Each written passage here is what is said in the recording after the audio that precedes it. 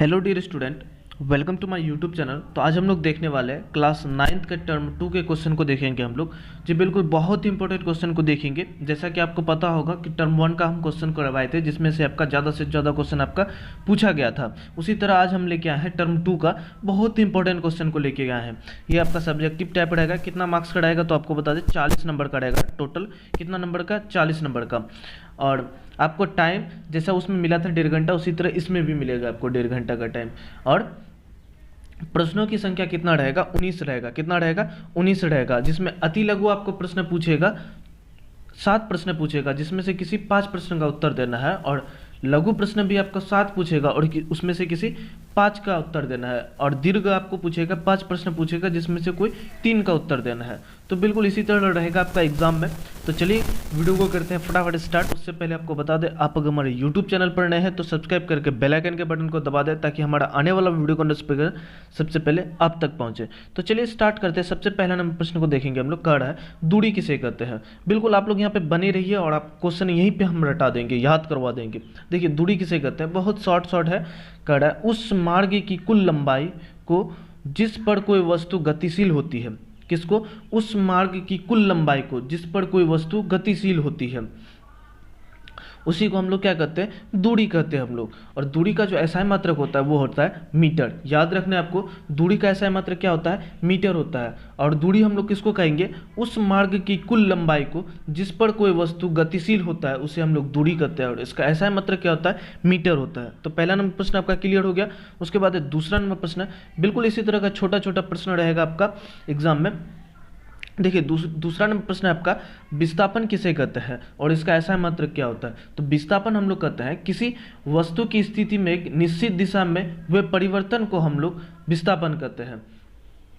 कोई भी वस्तु की स्थिति में एक निश्चित दिशा में हुए परिवर्तन को हम लोग क्या कहेंगे? विस्थापन कहेंगे। इसका भी ऐसा मात्रक मीटर होता है। अब आप पूछेंगे कि दूरी और विस्थापन में क्या अंतर है। तो देखिए दूरी में कोई भी दिशा नहीं दिया हुआ है आपको कि इसी दिशा में जाना है। और विस्थापन में क्या है? एक निश्चित दिशा में आपको परिवर्तन होता है, तो उसी को हम लोग विस्थापन कहते हैं। और इसका भी ऐसा मात्रक मीटर होता है। याद रखना है आपको। ये दोनों प्रश्न आपका क्लियर हो गया। उसके बाद हम लोग देखते हैं तीसरा नंबर प्रश्न को देखेंगे आप लोग। ये प्रश्न भी बहुत इंपॉर्टेंट है। कह रहा है द्रव्यमान संरक्षण का नियम क्या है।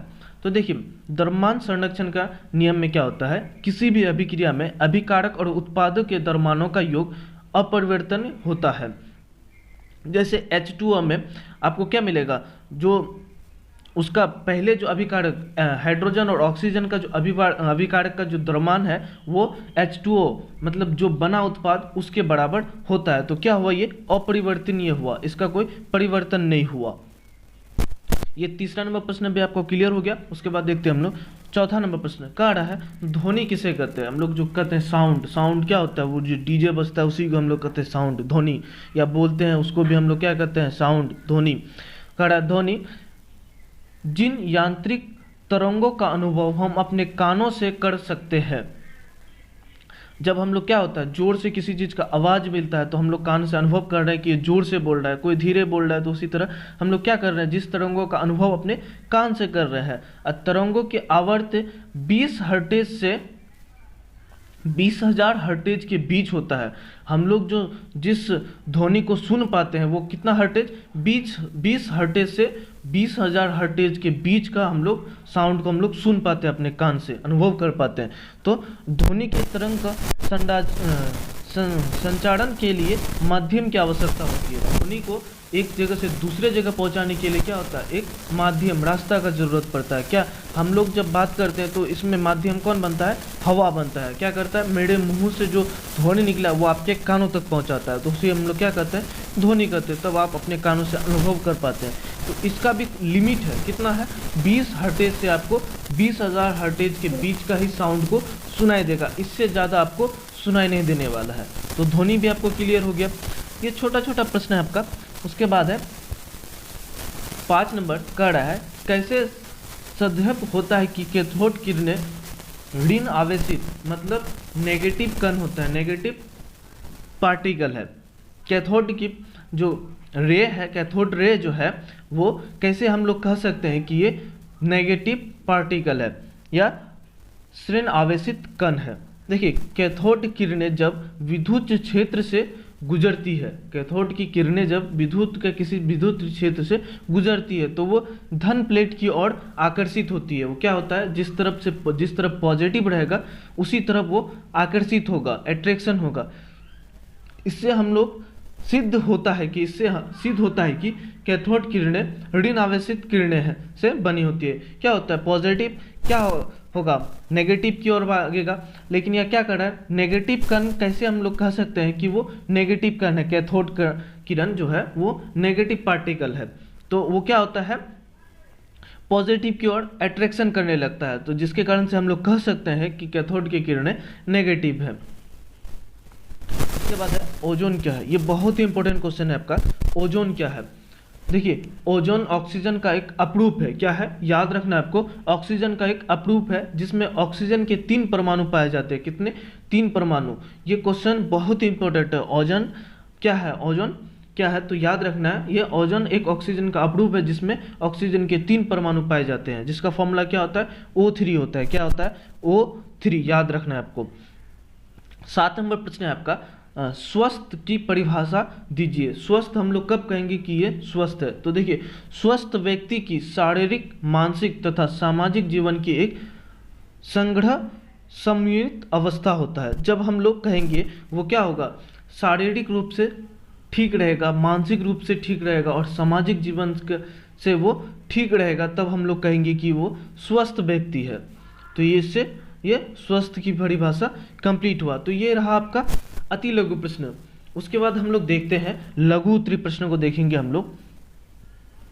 देखिए, 8 नंबर प्रश्न में कह रहा है कैनाल किरणें क्या है। कैनाल की किरणें क्या है, तो देखिए, कैनाल की किरणें जब विसर्जन नालिका में बहुत कम दाब पर छिद्र युक्त कैथोड लेकर विभक्त विसर्जन किया जाता है तो छिद्र युक्त कैथोड से एक प्रकार की किरण निकलती है। किससे, छिद्र युक्त कैथोड से एक प्रकार की किरण निकलती है जिनकी दिशा कैथोड किरणें के विपरीत होती है। क्या होती है, उसका कैथोड किरणें के विपरीत होती है। ये किरणें धन आवेशित कणों से मिलकर बनी होती है।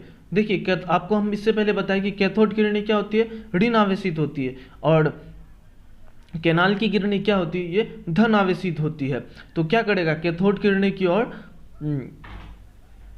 ये अट्रैक्ट करेगा, और जिन्हें प्रोटॉन कहा जाता है। ये जो कैनाल किरणें हैं ये पॉजिटिव होगा, जिसके कारण से उसको हम लोग क्या कहेंगे, प्रोटॉन कहेंगे। इनका द्रव्यमान हाइड्रोजन के एक परमाणु के द्रव्यमान के बराबर पाया जाता है। इसका जो द्रव्यमान होता है वो एक हाइड्रोजन के द्रव्यमान के बराबर पाया जाता है। उसके बाद देखते हैं हम लोग 9 नंबर प्रश्न आपका कह रहा है समस्थानिक और समभारिक में 2 अंतर लिखें। समस्थानिक और समभारिक में 2 अंतर लिखना है। तो देखिए, इसका उत्तर कैसे आपको लिखना है। समस्थानिक, सबसे पहले आपको समस्थानिक आइसोटोप में क्या लिखना है, परमाणु संख्या समान लेकिन द्रव्यमान की संख्या भिन्न होती है। समस्थानिक में क्या होता है, परमाणु की संख्या समान होती है लेकिन द्रव्यमान की संख्या जो है वो भिन्न होती है। उसके बाद है प्रोटॉन की संख्या भी समान होती है। इसमें जो है समस्थानिक में क्या होगा, द्रव्यमान की संख्या, जिसमें परमाणु संख्या बराबर हो और द्रव्यमान की संख्या भिन्न हो, और जिसमें परमाणु संख्या बराबर हो तो उसमें प्रोटॉन की भी संख्या बराबर होगी। तो क्या हो गया, इससे प्रोटॉन की संख्या बराबर होगी। उसके बाद है समभारिक में क्या होता है, देखिए, परमाणु संख्या अलग अलग होती है लेकिन द्रव्यमान की संख्या समान होती है। भारी मतलब भार, तो भार किसको इंडिकेट कर रहा है, द्रव्यमान को, और स्थान किसको कर रहा है, संख्या को। याद रखना है आपको, इसी तरह आपको लिखना है, परमाणु संख्या अलग होती है लेकिन द्रव्यमान की संख्या समान होती है समभारिक में, और प्रोटॉनों की संख्या भी भिन्न होती है। तो यह याद रखना है आपको, बिल्कुल इसी तरह आपको बना करके लिखना है। उसके बाद 10 नंबर प्रश्न कर रहा है एक परमाणु को आंख द्वारा देखना क्यों संभव नहीं है। तो देखिए, परमाणु बहुत सूक्ष्म होते हैं। क्या होते हैं, परमाणु जो है बहुत सूक्ष्म होती है। ये किसी भी वस्तु जिसकी हम कल्पना या तुलना कर सकते हैं उससे भी छोटा होता है। क्या होता है, उससे भी ये छोटा होता है। लाखों परमाणु को जब एक के ऊपर एक चट्टे के रूप में रखें तो बड़ी कठिनाई से कागज की एक शीट जितनी मोटी परत बन जाए पाएगी। लाखों परमाणु को अगर एक जगह पर एक के ऊपर एक रखें तब वो कागज का जो पतला शीट होता है ना उसके बराबर हो पाएगी। परमाणु का आकार लगभग कितना होता है, 10 पे पावर -10 मीटर होता है। कितना होता है, 10 पे पावर -10 मीटर होता है। अतः हम इसको नग्न मान सकते हैं, इसको हम लोग ना के बराबर मान सकते हैं, जिसे हम अपने आंखों के द्वारा देख नहीं सकते हैं। तो ये 10 नंबर प्रश्न था आपका। उसके बाद देखते हैं हम लोग 11 नंबर प्रश्न कह रहा है जे थॉम्सन के परमाणु मॉडल की सीमाएं क्या है। तो देखिए उत्तर लिखना है आपको। जे थॉम्सन ने परमाणु को एक गोले के रूप में प्रतिपादित किया था, मतलब उसने बताया था, जिसमें प्रोटॉन की उपस्थिति के कारण धन आवेश होता है। प्रोटॉन की उपस्थिति के कारण क्या होता है, वो धन आवेशित होता है और इलेक्ट्रॉन के अंदर धंसे रहता है, मतलब इलेक्ट्रॉन जो है उसमें धंसा रहता है। थॉम्सन के पास इसे प्रयोग रूप से सिद्ध करने का कोई प्रमाण नहीं था। थॉम्सन के पास क्या था, इसको कोई ठोस सबूत नहीं था इसको प्रमाण करने का। तो इस मॉडल के द्वारा दूसरे वैज्ञानिक द्वारा किए गए प्रयोग के परिणाम को भी नहीं समझा जा सकता था। इसके द्वारा भी उसको परिणामों को दूसरे जब वैज्ञानिक द्वारा इसके प्रयोग किया गया उसके परिणामों को भी उसे समझाया नहीं जा सकता है। ये थॉम्सन परमाणु के मॉडल की सीमाएं थी। उसके बाद है वायुमंडल एक कंबल की तरह कैसे कार्य करती है। बहुत इंपॉर्टेंट प्रश्न है आपका, कह रहा है वायुमंडल एक कंबल की तरह कैसे कार्य करती है। देखिए वायु वाष्प की कुचालक है। क्या है, वायु वाष्प की कुचालक है। वायुमंडल पृथ्वी के औसत तापमान को दिन के समय और यहाँ तक कि पूरे वर्ष भर नियत रखता है। वायुमंडल क्या है, पृथ्वी के औसत तापमान को दिन के समय और यहाँ तक कि पूरे वर्ष भर नियत रखता है, मतलब नियमित में रखता है उसको। वायुमंडल ही दिन में अचानक तापमान को बढ़ने से रोकता है। दिन में क्या करता है वायुमंडल, अचानक जब सूर्य का किरण सीधे आ जाएगा तब तो वो बहुत ज़्यादा गर्म करेगा, तो क्या करता है वायुमंडल उस समय भी वो क्या करता है, अचानक तापमान को बढ़ने से रोकता है। और रात के समय पृथ्वी के बाहरी अंतरिक्ष में ताप की दर को कम करता है। रात के समय क्या करता है, पृथ्वी के बाहर जो अंतरिक्ष में ताप है उसकी भी दर को कम करता है। अतः हम कह सकते हैं कि वायुमंडल एक किसके तरह, कंबल की तरह कार्य करता है। तो ये बहुत ही इंपॉर्टेंट क्वेश्चन है, आप लोग बस वीडियो को लास्ट तक जरूर देखिए। उसके बाद 13 नंबर प्रश्न आपका कह रहा है किसी माध्यम में ध्वनि द्वारा उत्पन्न विक्षोभ आपके कानों तक कैसे पहुंचता है। तो देखिए इसका आंसर लिखना है आपको। जब ध्वनि के कारण किसी माध्यम में कोई विक्षोभ उत्पन्न होता है तो यह विक्षोभ माध्यम के कणों में गति उत्पन्न करता है। माध्यम के कणों में, जैसे हम मुंह से बोले उससे जो एक विक्षोभ उत्पन्न हुआ वो क्या करता है, माध्यम के कण, हवा में जो भी कण है उसमें क्या करता है, वो गति उत्पन्न करता है। ये कण क्या अपने समीपवर्ती माध्यम के अन्य कणों में भी उसी प्रकार की गति करता है। वो भी क्या करता है, उसी तरह का एक गति उत्पन्न करता है। अपने आसपास का जो कण है उसमें भी वो उसी प्रकार का एक गति उत्पन्न करता है। और यह क्रिया इसी प्रकार माध्यम के अन्य कणों में फैल जाता है, और यह जो क्रिया है वह अन्य कणों में भी फैल जाता है और विक्षोभ हमारे कानों तक पहुंच जाता है। उसी तरह हम लोग एक दूसरे का आवाज़ सुन पाते हैं।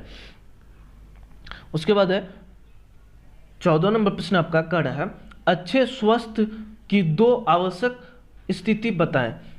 मतलब कोई अगर आदमी स्वस्थ है तो उसके आवश्यक स्थिति को बताना है। क्या क्या स्थिति में हम लोग कह सकते हैं कि वो स्वस्थ है। देखिए पहला है, आपको पहला में लिखना है व्यक्ति को रोग रहित होना चाहिए। क्या होना चाहिए, रोग रहित होना चाहिए, मतलब किसी प्रकार का उसमें कोई बीमारी नहीं होना चाहिए, तभी हम कह सकते हैं कि वो स्वस्थ है। उसके बाद है व्यक्ति को मानसिक तनाव और सामाजिक समस्याओं से मुक्त होना चाहिए, क्योंकि शारीरिक और मानसिक एवं सामाजिक दृष्टि से भी फिट व्यक्ति ही स्वस्थ कहलाता है। तो बिल्कुल इसी तरह आपको लिखना है। बिल्कुल ये 14 प्रश्न था आपका। लघु और अति लघु आपको हम यहाँ पे करवा दिए। बहुत इंपॉर्टेंट क्वेश्चन, और दीर्घ के लिए आप हमारे टेलीग्राम पर जुड़ सकते हैं। और आपको अगर कंप्लीट सिलेबस चाहिए तो उसके लिए आपको कमेंट पर बताना है कि सर हमको उसका कंप्लीट सिलेबस चाहिए। तो फिर मिलते हैं नेक्स्ट वीडियो में, तब तक के लिए इतना ही। जय हिंद।